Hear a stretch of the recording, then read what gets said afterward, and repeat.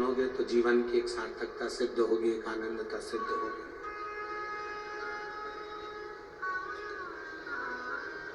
लक्ष्मण जी को भेजा कि पहले तुम मांगो। लक्ष्मण जी गए, भैया राम के चरणों को प्रणाम किया। कौशल्या जी ने कहा, हमारे यहाँ की रीति है, जब राम जी राजा बने हैं, अवध के सिंहासन पर जो बैठेगा उससे जो मांगोगे वो देगा। लक्ष्मण जी ने मांगा कि मुझे भैया राम के चरणारविंद की सेवा चाहिए। राम जी ने सेवा दे दी। भरत जी से कहा, आप मांग लो। भरत जी ने राम जी के चरणों की सेवा मांगी, उनको भी सेवा दे दी। शत्रुघ्न से कहा गया कि तुम मांग लो, तो शत्रुघ्न जी ने भरत जी के चरणों की सेवा मांगी, तो उनको दे दी। उर्मिला आई, उन्होंने अवध के सेवा मांगी, सेवा दे दी। मांडवी आई, उसने अपने पति के चरणों की सेवा मांगी, वो दे दी। शत्रुघ्न जी की धर्मपत्नी शुद्ध कीर्ति है,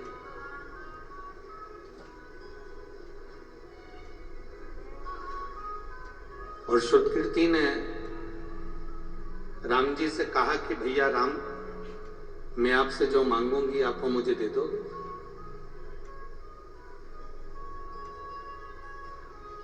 मैं जो मांगूंगी वो आप देना पड़ेगा। कौशल्या जी ने कहा, शुद्ध कीर्ति कैसी बात करती हो, यहां जितनों ने मांगा राम जी ने सबको सब कुछ दिया, तो फिर आपको क्यों ना दे?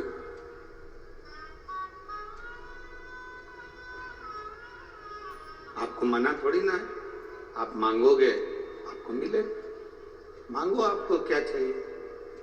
शुद्ध कीर्ति ने कहा कि मैं जो मांगूंगी वो दे दोगे, पहले विचार कर लो भैया राम।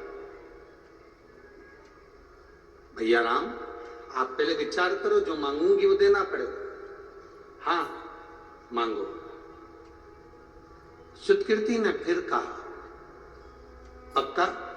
पक्का। सीता जी ने कहा, शुद्ध कीर्ति तू मेरी बहन होकर ऐसा बोल रही है, तू तो मांग ले जो चाहिए तेरे को राम जी से। शुद्ध कीर्ति ने कहा, पहले मुझे संकल्प दो कि मैं जो मांगूंगी वो मुझे देना पड़ेगा। सीता जी कहती हैं, ऐसी बात कर रही हो तुम तो कि संकल्प दो। कैकेयी को थोड़ा सा भय होने लगा। कैकेयी को लगा कि मैंने 14 वर्ष का वनवास राम जी को दिया था, कहीं ये शुद्ध कीर्ति वापिस राम जी को वनवास ना दे दो। उसे भय हो रहा,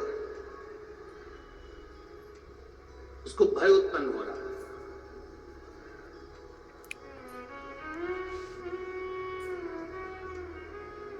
मांगो।